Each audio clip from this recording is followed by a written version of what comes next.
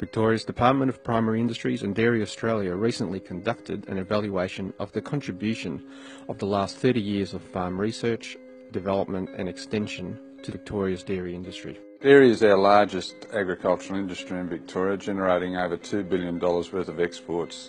It also dominates the national production and export production. Governments and industry spend a lot of money on research, development and extension, which generates significant benefits. Well, in the 80s, the industry was suffering from very difficult economic conditions and milk pricing arrangements which were inhibiting its competitiveness. It's now a vastly more competitive industry because of the reforms that were undertaken right through to 2000 that deregulated the industry. We've also seen significant changes in the scale and sophistication of the farming systems, which again make it much more competitive. Well, in a period where we've seen declining terms of trade and quite a few years of drought, milk yield from the industry has doubled. I think this is a remarkable performance. We've seen per cow production double, stocking rates increase, and the yield per hectare tripling during that time. This has been achieved through much larger farm scale, better farm systems, and much better feed production and feed conversion efficiency.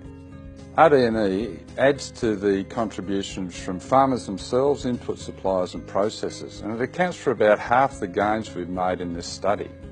The cost-benefit ratio is about $3.3 benefit for every dollar investment by governments and industry. The three major areas of improvement have been in the production and utilisation of feed, both in the pasture area and the supplements area, and also improved cow efficiency in terms of feed conversion efficiency.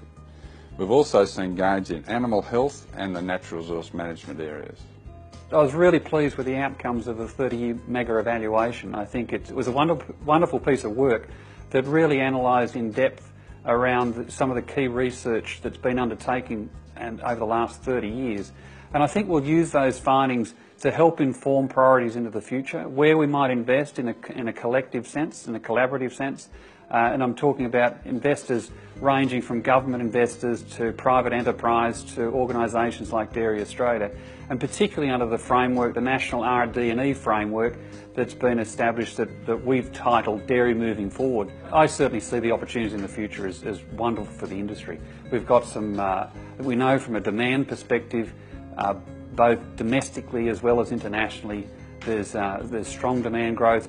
And I think we've got some really exciting technologies coming through around, for example, robotic milking, voluntary milking of cows, genetic research around animal performance and plant performance. So some great technologies that are coming through. And so linked to that with some of the initiatives we've got with people about attracting, retaining and developing people so they can make the most of the technologies, I think it really does augur well for the future for the industry.